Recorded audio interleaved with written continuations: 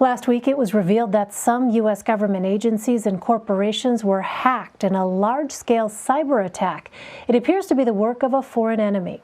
Now, security experts are scrambling to assess the damage. Catherine Herridge reports. CBS News has learned the breach is so large, investigators aren't sure yet how many government agencies may have been compromised. Preliminary evidence points to Vladimir Putin's government as being behind the attack. Does this hack have the signature of Russian intelligence? This definitely looks like the Russians. It was skillful, it was targeted, it was advanced. The cyber espionage campaign breached secure networks at the Treasury and Commerce Departments and possibly Homeland Security as part of a months-long effort to infiltrate U.S. agencies and private businesses.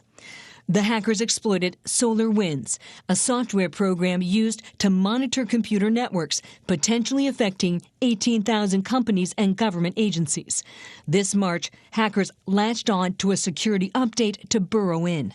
Chris Krebs, fired last month as the head of the government's cybersecurity agency, called it a pretty large-scale hack. What makes this cyber attack stand out is the breadth and the depth of the attack, which means that they could get into their email, they could see the type of data that those individuals had access to. The hackers are said to be the Russian-affiliated group known as Cozy Bear, which stands accused of breaching Democratic Party computer data in attacks tied to the 2016 election, and more recently, trying to steal COVID-19 vaccine research. What does the U.S. government need to do to deter Russia?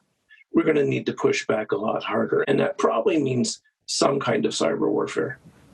And tonight, government officials tell CBS News the Defense Department is evaluating the impact on its networks, and Cyber Command could soon issue an order to limit possible damage from the hack. Elaine? Catherine Herridge, thank you.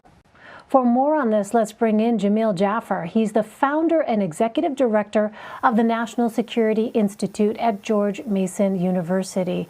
Jamil, thanks for joining us. Why do officials believe that Russia is behind this cyber attack? What does the evidence show?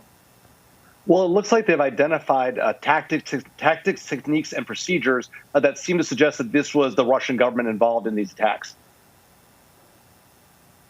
Well, what does Russia have to gain? Well, you know, this looks like it's part of a larger intelligence collection operation. What they're trying to do here is target agencies like the Treasury Department that's involved in a huge number of national security issues like sanctions policy and the like, and the Commerce Department, which is involved in export controls, the entities list where we've seen Huawei and ZTE, Chinese companies, and other companies being listed for potential bars of exports by U.S. companies to them and other companies, including entities within Russia. So as we heard, this intrusion went undetected for months. Why wasn't it noticed sooner? Well, one of the challenges is they were able to exploit a vulnerability in the software that SolarWinds put out that allowed them to get in and create their own credentials and elevate their credentials to administrative rights. And so as a result, they looked like users of the system, and they weren't identified as being potentially problematic because they had authorized access they were able to obtain through this network monitoring and detection utility. So the hackers targeted a company called FireEye. You also mentioned SolarWinds, that piece of server software.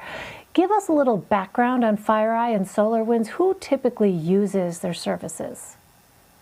Sure. Well, FireEye is a network threat detection company. They're out there doing cybersecurity support services for a wide range of companies, as well as for the U.S. government, federal, state, and local government as well. And SolarWinds is actually a network monitoring company. They have a platform that takes in a large amount of data from a variety of network security tools, allows security operations centers, the people who defend networks, to look at all that data in one place and really understand it better. And as a result, they have this broad footprint. They have about 300,000 customers, and SolarWinds estimates that about 18,000 of their 300,000 customers had this software, the Orion software, and potentially vulnerable versions of that software. So how have both companies responded? Well, look, FireEye has posted information on its blog about the hack of its systems, as well as the potential involvement of SolarWinds. They've gone into some pretty good detail about what happened with SolarWinds. They've identified what are called indicators of compromise. That is to say, things that you might look for in your own network to see if you have the same challenges, to describe the vulnerability. And as a result, that allows other companies to better protect themselves. And so, you've got a lot of people like Microsoft has now put out information within their own systems to defend against those. And SolarWinds has released a patch for their systems so that they can be protected against these attacks. And it's likely they'll be releasing more patches over time. And so companies that have this software ought to apply the patches as quickly as possible and continue to update them as needed in this environment. So, people might be wondering, could Americans' personal information be at risk here?